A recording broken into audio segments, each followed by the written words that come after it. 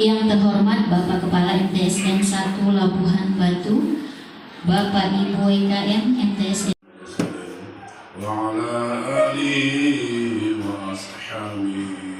Marilah kita dengarkan sambutan Sekarang Nasution SPDI MPD, dipersilakan. Yang di sebelah kanan Wakil Kepala Bidang Humas Bapak Surya Putri. Pembelajaran kita beliau. Yang di sebelah kiri Bapak Muhammad Ali Siagian. Nah, ini yang paling muda di antara kami.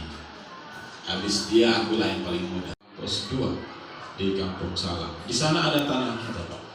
Tapi si wali kelas 97A Ibu Nur Hasanah yang kelas 7A ini Bapak.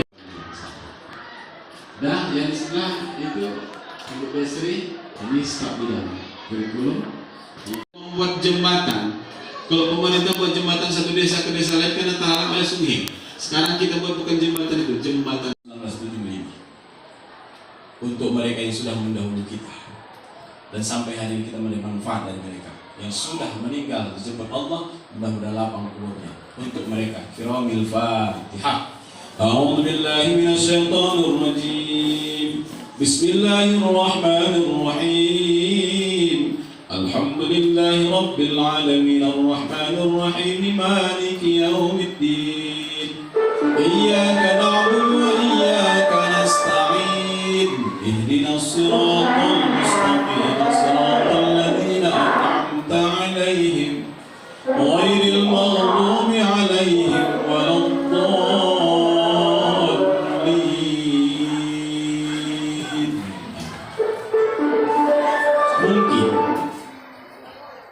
Ada di antara orang tua yang duduk bangkunya di sini. Sekarang giliran mungkin udah ada yang jadi pejabat, ada yang jadi tentara, ada yang jadi polisi, ada semua pengusaha dan seluruhnya jadi catatan sejarah bahwa madrasah ini sudah akrabnya antara bapak, ibu dengan wali. Lalu kemudian antara ibu dengan bapak, dengan ibu dengan ibu, supaya ada permasalahan sih enggak nih ke dunia maya. Kenapa? Oh anak kakak tuhnya itu. Maka saling sekarang itu kalau handphone orang ibu. Supaya apa? Ya kan? Iya lah. Yang belakang juga begitu. Usahakan satu kelas tuh. Benar-benar masuk. Bukan karena ayahnya pejabat, bukan karena ayahnya orang kaya, bukan karena punya status sosial. Kalau ada yang melakukan itu laporkan saja. Itu bukan kita. Maka kalau bisa kita sama-sama cuci madrasah ini. Periode ini kita mulai itu. Untuk apa? Untuk datang berkah. Kenapa berkah Bapak? Bayangkan, satu anak yang harus gara-gara uang, gara-gara posisi jabatan harus digeser naik ke atas.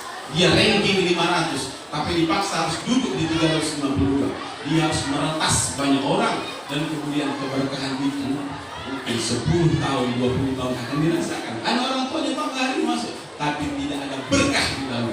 Maka saya mengunci diri. Tanya kawan-kawan yang coba interaksi dengan saya kunci diri Bapak. Kalau saya mau inilah kesempatan. Tapi untuk apa kan Pak? Tidak ada berkah. Maka kita bismillah nanti.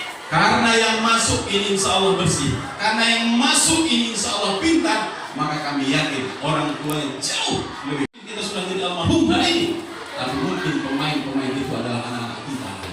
Tapi kalau mereka kita bawa dengan cara-cara yang haram, maka yakinlah tidak akan ada berkah dalam perjalanan kita. Maka kita berusaha. Ini yang bekerja untuk menjadi itu semua. Dan saya harus bertanggung jawab di hadapan Allah Subhanahu wa Ta'ala terhadap proses penjaringan siswa ini. Dan ini sudah kita mulai. Mudah-mudahan di tahun depan akan semakin ringan perjalanan kita. Sampaikan Bapak Ibu.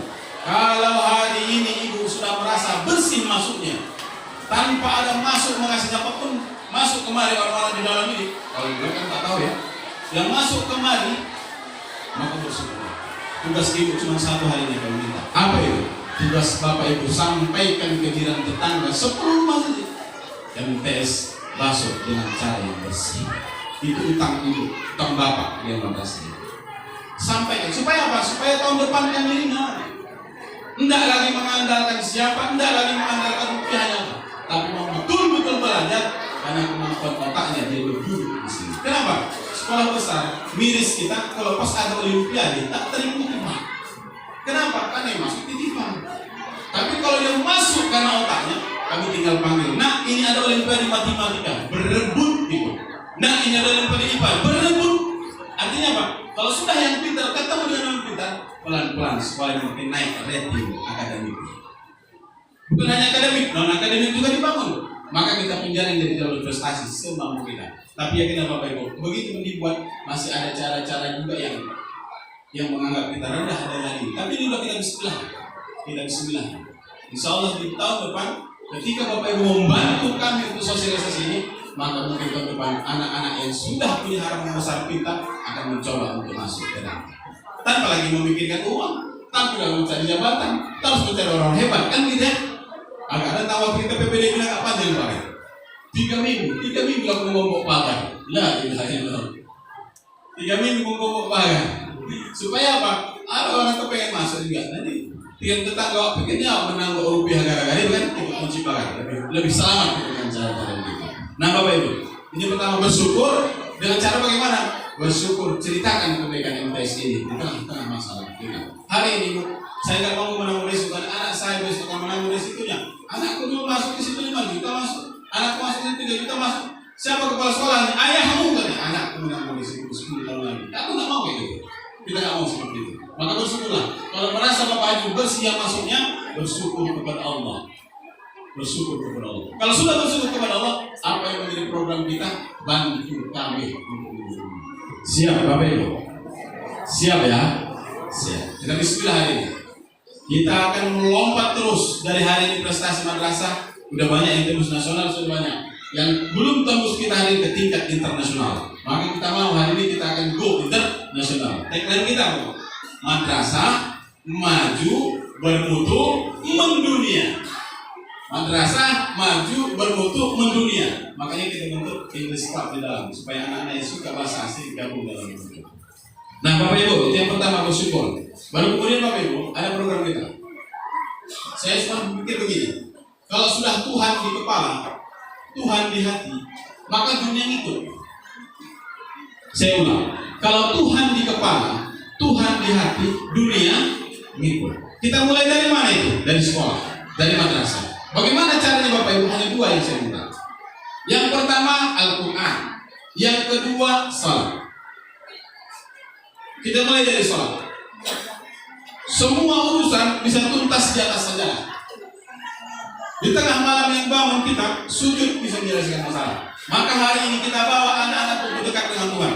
Kalau sudah dekat dengan Tuhan, ilmu Tuhan itu akan mengalir kepada anak kita. Dan mudah-mudahan berkah. Maka walaupun sudah MTS hari ini, kita akan paksa anak itu sholat. Kita paksa anak itu sholat. Bagaimana caranya? Tahun lalu saya giring supaya buat link sholat. Tapi ternyata link sholat itu agak payah Bu ya. Nyetaknya, karena agak panjang lembarannya per harinya.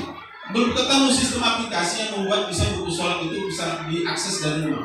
Subuh, duhur, asar, maghrib. Kamu mau lihat di rumah anak itu sholat atau tidak?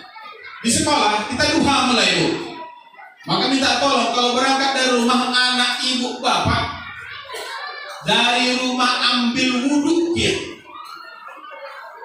Karena sampai di sini jam 7 udah bisa sholat duha awal, sholat duha awal, udah bisa. Karena sholat di sini kadang kami suruh berdiri. Orang tua anak-anak kita yang terhadir pada pagi hari ini. Baik. Karena itu didukung juga dengan khatam Al-Quran yang setiap bulan kita laksanakan. Permasalahan. Bisa saja nanti sesama anak yang terlambat akan tertukar sepatu, tertukar tas, tempat bongkar atau bawa. Maka kami harapkan Bapak Ibu anak-anak kita semua hadir sekurang-kurangnya itu 15 menit sebelum jam 7. Untuk keamanan itu masih ada batas toleransinya lagi kami buat Bapak Ibu. Mungkin keterlambatannya itu ada hal penyebab yang masih kategori wajar. Semua kelas saya lihat artinya apa, kita ajak mereka itu untuk beredukasi supaya bersih.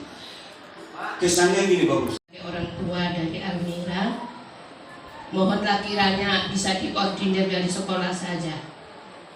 Masalah biaya sama biaya untuk membelinya saya sebagai orang tua dari Almira Khairi mengikut saja. Kalau yang lain saya nggak tahu.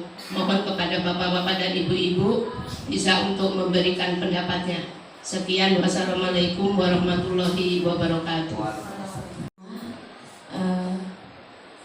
Bapak-bapak, ibu guru, para wakil kepala madrasah, saya orang tua dari Abdul Arif Sinambela, kelas 7C.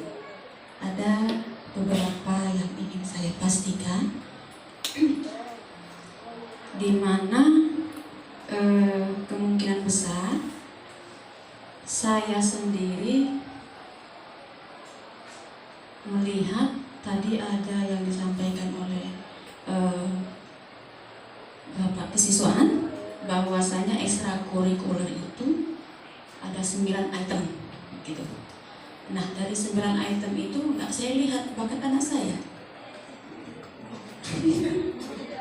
Saya jadi bingung gitu. Ternyata saya kenal Bu Yubatu di sini. Jadi saya bingung gitu. Kebetulan anak saya laki-laki, Pak. Kita udah tahu kalau laki-laki itu hobinya seperti apa gitu. Itu bagaimana? Pertama. Nah, yang kedua sebenarnya hal yang paling mendasar, perubahan kebiasaan bagi anak saya. Saya bilang anak saya nggak usah anak bapak ibu lain. Kebiasaan anak saya itu saya akui banyak yang harus saya perbaiki. Baik kehidupan di rumah tangga maupun sistem belajarnya. Saya terus terang Pak, Bu, ya apa namanya ya, motivasinya itu mungkin berbeda dari sekolahnya dan sekolah yang saat ini sedang anak saya jalani. Jadi kalau anak saya nanti Bu wali kelas saya mohon maaf agak sedikit lambat, mungkin apa namanya penyesuaian dirinya Pak Kesiswaan, mohon agak dibaca sedikit, mohon maaf saya mintanya banyak gitu. Gitu. Kemudian yang ketiga, banyak nih maaf ya Pak ya. Yang ketiga tadi katanya nggak boleh bawa atau beli makanan di luar. Saya jauh Pak, si gambar. Kemarinnya itu 15 menit. 15 menit. Jadi mohon maaf seperti saya bilang kebiasaan kita itu berubah. Harus membiasakan diri dari yang tidak biasa menjadi biasa. Mana tahu anak saya terlambat. Hanya diurus berangkat, selesai berangkat saja. Jadi bontotnya itu nggak dibawa, diantar boleh nggak? Boleh nggak diantar gitu kan? Apa namanya? Khawatirnya gitu ada Bu, gitu. Karena kemarin terlambat terus teman aja terlambat, tapi nggak begitu terlambat tadi. Hanya sampai pintu kan, ditinggal itu bontotnya di kereta, lari aja dia gitu. Jadi itu 3. Kemudian sholat sunnahnya tadi itu dilaksanakan bisa di lapangan dan di dalam ruangan. Sementara mereka itu tidak pakai alas kaki, gitu. Sepatunya diberi tempat tersendiri. Apakah mereka boleh dibekali sendal untuk mempermudahkan mereka untuk mengambil wudu atau bagaimana gitu? Itu saja dari saya. Mohon maaf Bapak Ibu ya banyak. Terima kasih. Assalamualaikum warahmatullahi wabarakatuh. Seluruh staf pengurus daripada madrasah ini juga kita semua yang hadir pada siang hari ini. Saya pertanyaannya singkat saja dan sedikit saja Pak. Izinkan ada beberapa yang disampaikan tadi untuk keperluan anak kita bersama tentang mengenai pakaian. Jadi saya berharap mohon penjelasan. Bisakah kami yang hadir ini, ya, seluruh pakaian itu akan kami beli karena tidak ada di luar. Bisakah kami mencicil daripada yang akan dipakai oleh anak kami? Dan kalaupun bisa, berapa kali bayar? Itu saja Pak. Terima kasih. Assalamualaikum warahmatullahi wabarakatuh. Putra saya di MTS Negeri 1 Labuan Batu. Di sini panjang lebar sudah kami dengarkan dengan baik dan bijak. Namun di sini kami orang tua murid ingin anaknya itu berprestasi dan berakhlak mulia. kami berharap, contohnya saya, kalau bisa ada teman-teman atau les dari sekolah, baru nanti kalau tidak ada kami akan buat les di luar untuk menambah jam belajar anak-anak kami. Kalau masalah biaya nanti bisa diberbukan antara wali kelas dengan siswa, karena pelajaran di rumah mungkin sangat minim karena banyak kegiatan-kegiatan, contohnya orang tua murid. Kemudian kami bermohon juga kepada guru-guru kita di sini supaya mendisiplinkan putra-putri kami. Jangan takut, ya, jangan takut untuk disiplin. Kalau mencubit itu biasa, ya, untuk mendisiplin. Kalau kami dulu sekolah, saya khusus MTS, kalau roll, cubit, jalan jongkok udah biasa, karena itu untuk mendisiplinkan. Biarpun orang tua kita kalau di kampung-kampung itu ada jabatan ya nggak masalah, ya serahkan pada sekolah, karena kita ingin anak sekolah kita itu disiplin, punya akhlak dan bermoral. Kemudian saya harapkan juga dalam sekolah ini apabila ada masalah yang rumit dan yang nggak bisa mendidik, tolong panggil aja orang tua, biar kita sama-sama melihat bagaimana kebobrokan siswa, karena di rumah belum tentu di sekolah sama. Karena saya kan sibuk juga memperhatikan anak orang, anak saya pun belum tentu saya perhatikan dengan 100%. Malam saya patroli mengecek tawuran di motor, itu banyak anak-anak SD yang tidak terkontrol oleh orang tuanya. Saya harapkan kepada orang tua kita semuanya, ayam nggak pulang aja kita cari, jangan anak kita nggak pulang nggak kita cari. Saya harapkan di khusus sekolah kita MTS ini, bagi anak kita yang bermain-main, handphone tolong dijaga, karena media sosial ini sangat banyak pengaruhnya. Contohnya saya juga melihat handphone yang kita amankan tentang tawuran geng motor ataupun bullying, mengejek teman-teman itu dari media sosial. Saya harapkan peran aktif juga orang tua untuk menjaga marwah sekolah MTS, jangan keluar kita jelek. Seperti tahun semalam dibilang ada bullying, benar, atau di terminal pada bulan itu pernah tahun berapa, tahun 2003 atau 2002 ya,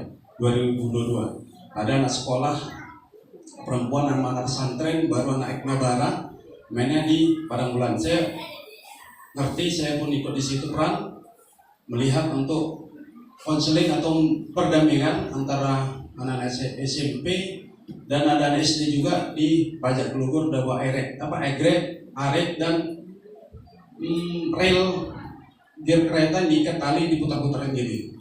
Kita harapkan sesama jaga marwah sekolah, terutama kalau tercium di luar, malu kita, malu buat diri kita dan malu buat anak-anak kita. Alumni mana itu MTS, bisa anak kita keluar alumni MTS, wah itu tukang bullying, tukang geng motor, jangan. Mari kita jaga marwah sekolah. Terima kasih. Assalamualaikum warahmatullahi wabarakatuh. Tidak saya banggakan bapak, ibu-ibu, orang tua yang hadir pada siang hari ini. Di sini yang saya sampaikan hanya sedikit saja Pak. Di sini demi kebaikan kita bersama, khususnya buat putra dan putri kita yang sedang menimba ilmu, yang insya Allah akan 3 tahun berada di MTS ini. Yang ingin saya pertanyakan, tadi kita ada melihat pemaparan mengenai bullying, LGBT dan lain sebagainya. Yang ingin saya tanyakan kepada Bapak Ibu pihak sekolah MTS, langkah-langkah apa saja yang Bapak Ibu atau pihak MTS berikan dalam mencegah perilaku bullying dan LGBT, terkhusus khususnya narkoba. Nah, terus terang Pak, putra saya ini, anak saya laki-laki, saya takut mungkin karena kita melihat banyak berita di sekitar kita ini peredaran narkoba. Jadi bagaimana di sini saya yang ingin tanyakan, bagaimana langkah-langkah yang diberikan pihak sekolah agar anak-anak kita terhindar dari itu semua Pak, baik bullying, LGBT, narkoba dan kenakalan remaja lainnya, agar kami di rumah mungkin kami di rumah, Pak, mungkin kami bisa memantaunya, tapi kalau di sekolah kan tidak tahu kan, mungkin banyak teman-temannya. Mungkin hanya ini yang dapat saya sampaikan. Demikian, lebih kurang minta maaf. Saya ini berita berita. Assalamualaikum warahmatullahi wabarakatuh. Saya jawab. Ada, Bu. Saya orang tua dari Sakila Rizka Al-Ataya Lubis, kelas 7A. Agak sedikit melenceng, Bu, tapi ada tadi narasi sedikit dari kepala sekolah. Ini menurut pengalaman saya sendiri dan ada trauma sedikit untuk anak saya. Anak saya 2 kali, Bu, ikut olimpiade dan menang di tingkat kabupaten. Kemudian nggak dipanggil-panggil, Bu, ke provinsi. Udah dinyatakan dan ikut sebuah instansi, kepalanya ikut foto, ikut apa gitu, Bu. Di SD 10 pun wajahnya terpampang gitu ya, Bu. Ketepatan anak saya dari SD 10. Jadi ditunggu-tunggu nggak ada jawaban. Sampai dia lihat sendiri, Bu. Rupanya bukan dia yang mewakili Labuhan Batu ke tingkat provinsi. Dari situ dia, Bu, udah banyak yang dia coba, Bu, pendekatan sama Allah. Kita udah kasih saran ya, Bu, ketepatan. Anak saya pun dari sini, bapak ibu-ibu, dan alhamdulillah sekarang di kedinasan dua-dua. Rizka Anggara Faridjen atau Bimbi, Aulia Rizka Al-Rasya Lubis atau Rasya. Ya, Bu ya. Memang, Bu, MTS ini bagus, Bu, bagus sekali. Jadi ibu-ibu pun nggak salah kalau memasukkan anaknya di sini, dan gurunya juga baik-baik. Balik lagi ke anak saya yang terakhir ini, Sakila Rizka Al-Ataya Lubis.